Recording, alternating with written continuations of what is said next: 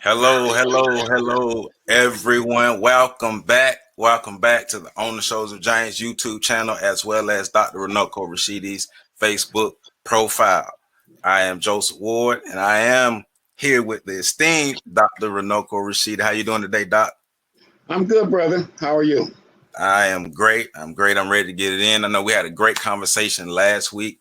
I do want to say congratulations on the webinars. Both days were excellent. But I that the day of the CDs, I really learned some new things about that. So what did you learn? Why did you appreciate that one so much? Well, for one, a lot of the new information, learning, because I did a profile on the CDs on this channel. Okay. But to learn that name is a derogatory term. That's not the actual name that the people like to be called by. So that was interesting, and a lot of the cultural traits and expressions and things that they bring to the table, and how far spread they were over India. My information, it gave me good information about their presence and their existence, but not necessarily the vastness of it. So. Well, I asked him we're talking about Dr. Pashington Obeng, a Ghanaian scholar who was an authority on the CDs, a community of black people in India.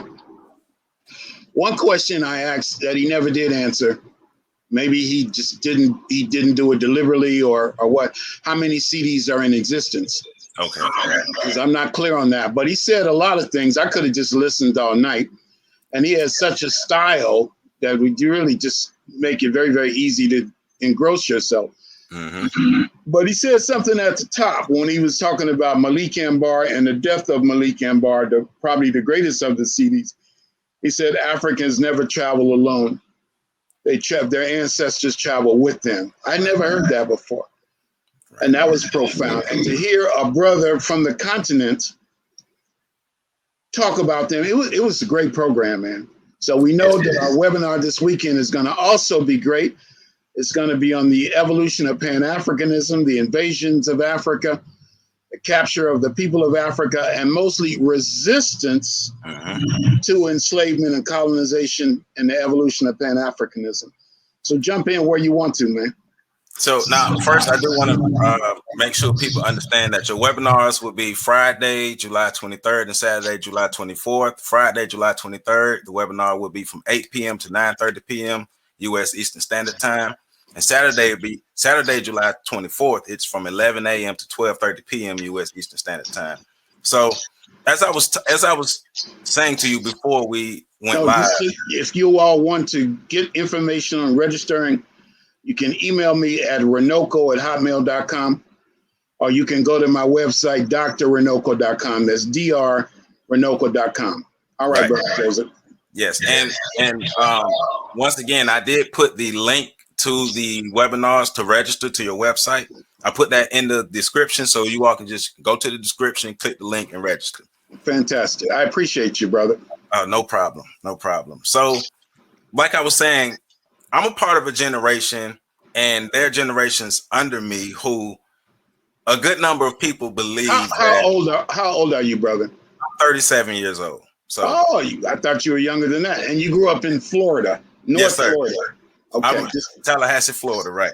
Just to have a little background. Okay, yes, sir. Yes, sir. So, a lot of us believe that our ancestors really didn't fight back.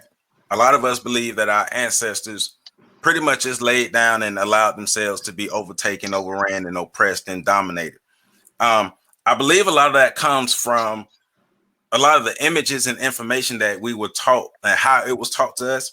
Because in school, when I think about Black history and civil rights for a while, my mind will go to the black and white images of Black people in the civil rights movement being sprayed with water hoses, dogs being sicked on them, and being beaten by police officers.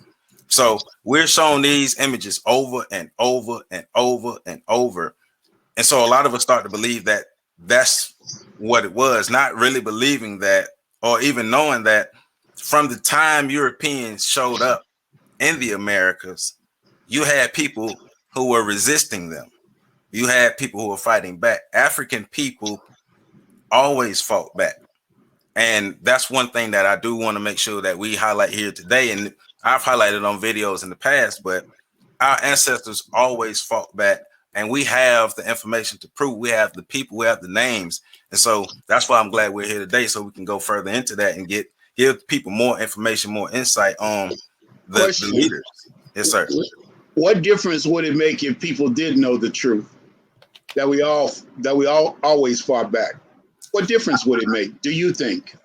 I believe it will take a direct hit to the inferiority complex that a lot of our people have developed over the years, because the idea is white people have always dominated us, and that's not true. So to be able to know that our people fought back, and our people even had victories, a number of victories. We were even in a time of total oppression, we were able to resist the Europeans, or resist whoever the slave masters were, and build and create our own and be able to sustain ourselves. And what do you think were the greatest of these victories? See, now I'm going to interview the great Joseph Ward. What are the greatest victories as you have seen them? Well, of course, we look at the Haitian Revolution because of its impact. The Haitian Revolution had an impact that was felt throughout the West. But look at Haiti today. Can you say that it was a victory at the end of the day? At the end of the day, you can't, if you're being honest. At the end of the day, but for that time, it was a victory in the battle, but we can't say it was a total victory in the war. But that victory did lead to a lot of other uprisings in the United States. That victory did lead to white masters cracking down on their slaves, because they understood that the slaves heard about what happened in Haiti, and they didn't want that residual effect coming down, because they might have already been losing slaves, or already been having issues with slaves. How would those enslaved people have heard about the Haitian Revolution? What would have been the means that it was disseminated to enslaved Africans in the United States? I would think it would be passed through oral traditions and songs, and it'd be mass. But how would they get the information in the first place? Haiti is an island of San Dome, the Dominican Republic. Right. So how would Africans in Georgia, Mississippi, and Virginia, and Florida get news of the Haitian Revolution? How would that have happened? And so that thought would be travelers, because sometimes you will have travelers, especially African travelers coming from various places, who may interact with slaves on some levels and some accords, and be able to give those stories. And I do know we do have accounts of African travelers who were seen as troublemakers, who were ran off of plantations and ran away from areas because they were giving slaves information, or enslaved people information, that the slave masters didn't want them to have, because it would empower the people. Okay. So from those travelers. You notice I did in the webinar Friday night, excuse me, I showed a picture you pour drinks from Massachusetts in 1840.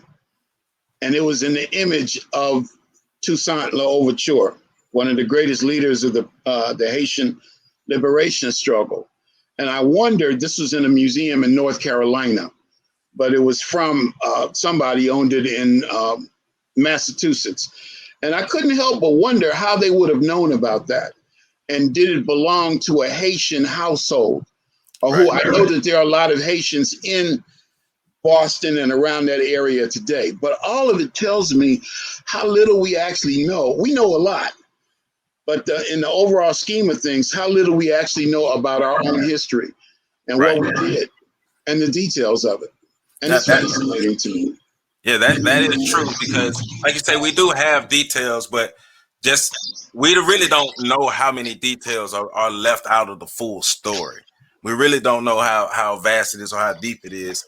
And it's just amazing. So I love when we get to learn new things, get to digging and collaborating with different people and trading information, and you learn new things, and you can add more pieces to the story and see how the puzzle starts to come together.